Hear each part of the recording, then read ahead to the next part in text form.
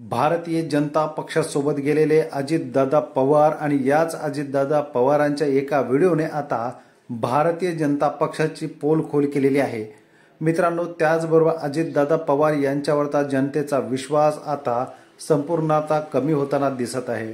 अजितदादा पवार कशी भूमिका बदलतात आणि स्वतःच्या फायद्यासाठी कसे पक्षासोबतचे निर्णय बदलतात। सरत्या वयामध्ये आपल्या काकाला सुद्धा बाजूला करण्यात अजित पवार हे मागे राहिले नाहीत आणि त्यांच्या याच व्हिडिओमुळे आता भारतीय जनता पक्ष आणि अजितदादा गट गॅस सिलेंडर 350 महिला इथे एवढ्या बसल्यात 350 सिलेंडर 1050 झाला की नाही, तिप्पट वाढला।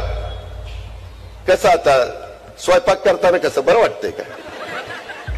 काय तुम्ही मला सांगा, कोणता अधिकारी यांना मत मागायचा?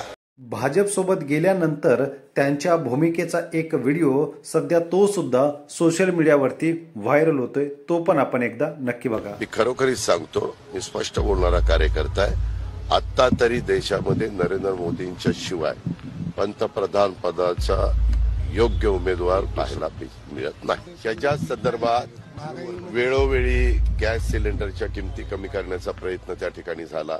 राजकारणी जनतेला कसं मूर्ख बनवतात आणि जनता ही भूलथापाला बळी पडते का, हे कमेंटद्वारे नक्की कळवा व चॅनलला सबस्क्राईब केलं नसेल तर सबस्क्राईब करून व्हिडिओला लाईक करून शेअर करायला विसरू नका। धन्यवाद। जय महाराष्ट्र।